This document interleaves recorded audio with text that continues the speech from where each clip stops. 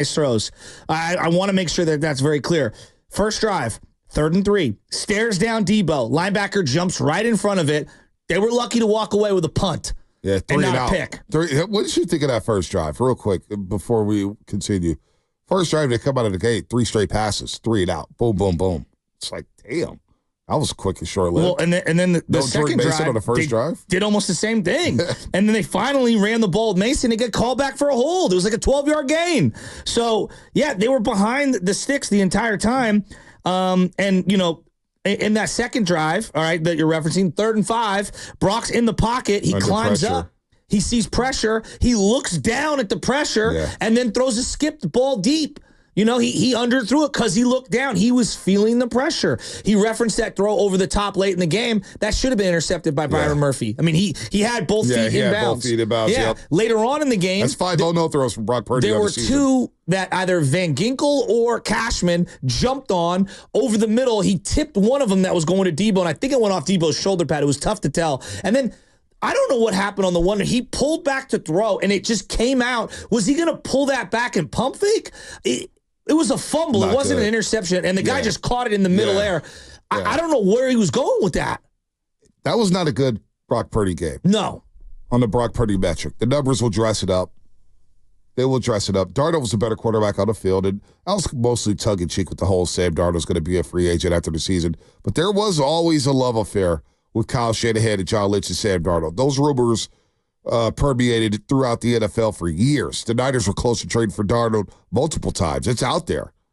And so he will be a free agent after the season, and with the game like that, wow. I know people in that building love Sam Darnold. So I'm saying that to say Brock Purdy yesterday, that was not a good game whatsoever. And that's the evolution. Last year, Brock Purdy gets a pass. Mm-hmm. You're not ready to carry a football team. You're in your first year starting as a full-time quarterback, your second season overall. I'm giving a quarterback a pass for not being able to, quote-unquote, carry a football team.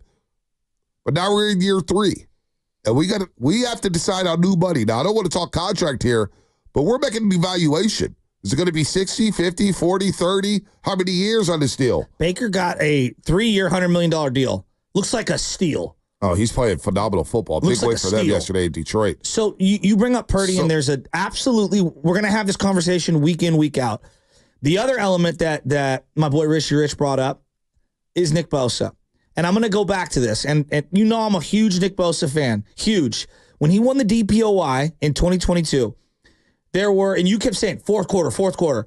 There was the Tampa game, and there was the New Orleans game, and there was all these games down the stretch where he iced them out, which is taking over. Whether he was getting sacks, creating pressure, other people were cleaning it up. I feel like he hasn't had a fourth quarter. And again, I would love to just point one out because maybe I'm missing one. I'll admit, I don't remember every fourth quarter of every game. I can't remember a fourth quarter where Bosa took over in the way TJ Watt has multiple times in the last couple of months of playing football, or Chris Jones does. It seems like every time the Chiefs need something, even if he's not the one getting the sack, he's creating havoc and someone else is cleaning it up. Fourth quarter, Bosa, yes, he had the 2 sacks, but fourth quarter, when this team needed to stop and they needed to get off the field, that's where I need a guy making $30+ million a year to come through and create havoc. And I'm just not seeing it. Yeah, I'm just alarmed. I'm alarmed at how many teams have no problem saying, you know what, we're going to draw this play up, this run play, and we're going to run at number 97. And we're going to get plus yards. That is maddening to me. When I'm seeing Max Crosby, Baltimore is like, yeah, we're good off running towards him. They gave up on that dream yesterday. TJ Watt, I'm seeing him make play after play and play in Denver. TJ Watt's amazing. Yeah, I mean, just unbelievable. Right now, he's a click above Bosa. That's not even debatable. Myles Garrett in that defensive front in Cleveland. I mean, good Lord. Bosa's got to step up. But when it comes to back to Purdy for a second, let's not forget, Shanahan falls out of love with quarterbacks very quickly. Very quickly. Now, I'm not saying he's quote-unquote, I'm not saying he's moving out from Brock Purdy. Yeah. But don't let too many instances like yesterday happen the rest of the year for Brock Purdy. Because Shanahan his eyes will start wandering once again. This guy, again, I'll never forget Shannon Sharp. He played for the Shanahans. He goes, there's one thing I know about Mike Shanahan and Kyle Shanahan. Patience and the Shanahans do not get along. So just bookmark it. Just keep it in mind. Performances like yesterday.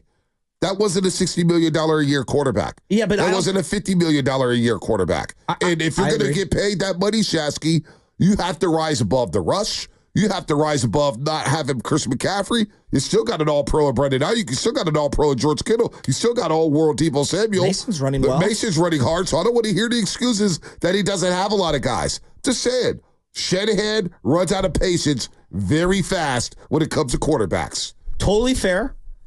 But I'm also here for some criticism on Shanahan, who I've defended till I'm blue in the face.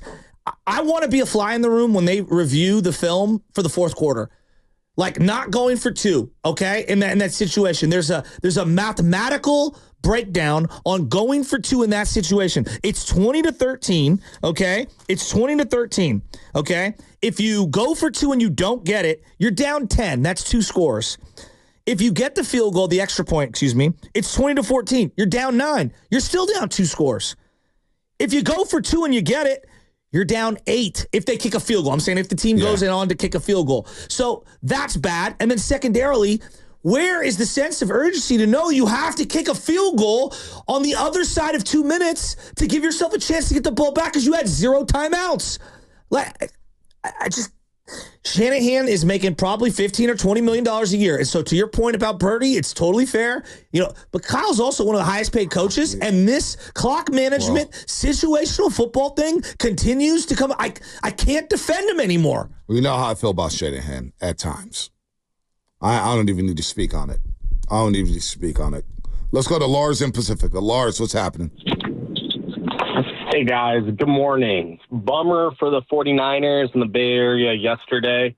My 2 cents is that I feel like Shanahan needs to listen to his own players sometimes, specifically for the George Kittle soundbite where he's like, hey, guys, we can't do things without CMC because every single time they try to do a Deebo Samuel wide receiver screen, a jet sweep, the defense just sees it coming, and it just gets blown up.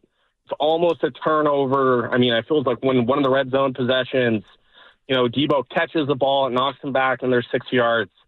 Every time these Deebo cutesy plays get blown up, it feels like the momentum out of the offense, it's like letting the air out of the balloon. And I just want to get your guys' thoughts on that because for me, it's so predictable. I played football, not professionally in high school. I've watched football a long time. Every time you see this Deebo play coming, the defense sees it coming. I'm on the couch seeing it coming, and I just don't know why we're continuing to go back to the well with Deebo on these plays and they're not working for 2 games straight. Yeah, the Deebo jet sweeps, Deebo handoffs, Deebo playing running back. Let's just burn that play. How about when Let's burn that page and just throw it away because I think the league has been all over it ever since he had that record-breaking season. It's rare when he gets off long runs anymore in a run game. It's just not. Yesterday, 2 carries, minus 10 yards. Just not a factor in the run game whatsoever. And they had multiple swing passes to him that were completely predictable. One of them, they were backed up against their own end zone after a false start by Trent Williams, and they throw a swing pass, and Deebo's got to break 8 tackles. Another one, he's triple covered. Purdy doesn't throw to him smartly and has to scramble and takes a sack. How's that on Purdy? It was such a predictable swing pass that clearly they were going to have juice and Deebo go to the outside. I actually think Deebo's been brilliant this year in terms of as a wide receiver and as a weapon just in general. But I'm with him on some of the behind the line of scrimmage stuff is very, very predictable. It is predictable. But you know what, though? Feels very 2022-ish. That goes back to Brian Flores. He was in his bag yesterday, as the kids say. He was cooking. And they were a step ahead of Shanahan. They were a step ahead of Purdy. They had Purdy befuddled. They had Shanahan confused. This was a great game plan by Minnesota for the second season in a row. 17-17. That's what the Niners have scored the last 2 years in Minnesota. 17 points last year on Monday Night Football. 17 points this season on Sunday morning. And it really wasn't even that close this year. Last year they could have stolen it. This year it wasn't even that close. Fred Warner saved you from getting blown out. So, you know what? I'm going to chalk it as just a bad game at the office for Shanahan. Purdy. I'm not going to get into, hey, well, this guy's overrated, that guy's overrated, this guy's... No. It's week 2. And Shanahan has the track record of being a damn good coach. A damn good coach. I believe they'll bounce back against the Rams and everybody be happy next Monday. But for a game, but give Minnesota their due.